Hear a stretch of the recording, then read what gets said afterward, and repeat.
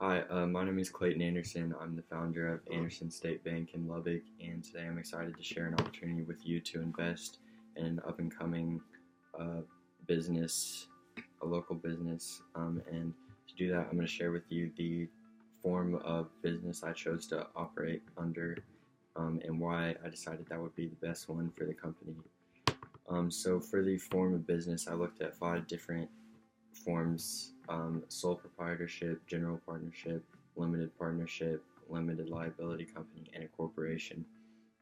And to choose the best one, I just looked at the advantages and disadvantages of each one, and how each one is taxed, and whether I think it would be feasible for a bank to operate under each one. So to start off, a sole proprietorship, I found a few big disadvantages as far as a bank will be concerned. One being that the sole proprietor would be completely liable for all debts incurred by the bank if the bank's assets are not enough to pay off those.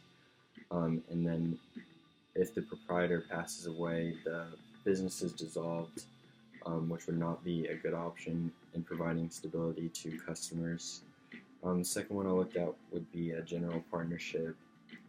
It's in a lot of ways, it's similar to a sole proprietorship, just the aspect of having partners. A disadvantage it has in common with the sole proprietorship is partners would be personally liable for all debts incurred by the bank if the bank's assets are not enough to pay those off.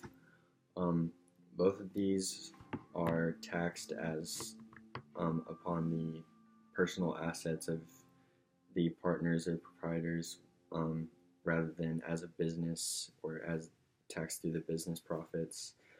One advantage both of these have is that they're relatively inexpensive and simple to set up compared to the other 3 options, but I didn't feel that that was a big enough advantage to go with them. So then I began to look at the limited partnership and limited liability companies. And with the limited partnership, I did feel like it was a better option than the general, in that it provides protection to limited partners from creditors coming for personal assets to pay off debts. However, the general partners in the partnership could still be personally liable for any debts incurred that are more than the bank's assets. A general partnership would be taxed a limited partnership would be taxed the same way as a general partnership. Each member would just be taxed personally rather than as a business. And I just didn't feel like a limited partnership would be a good option. So then coming down to a limited liability company and a corporation, a limited liability company does have a lot of advantages to it. One being the protection it offers for members from creditors. All members can only be liable up to the amount of capital that they place into the business, which is one big advantage that it has. But the corporation is the same way. It offers protection for personal assets up to the amount of capital placed into the company.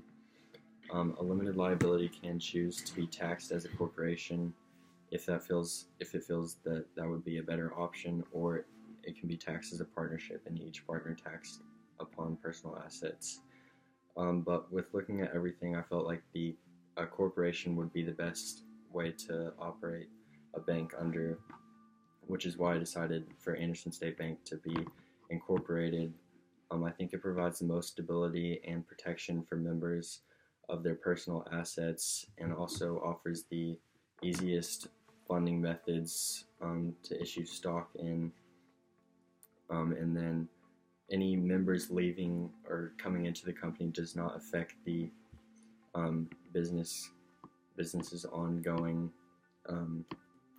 things. So with everything being considered, I hope that you agree with me that a corporation is the best way, and that I hope you decide to invest in the up-and-coming company of Anderson State Bank. Thank you.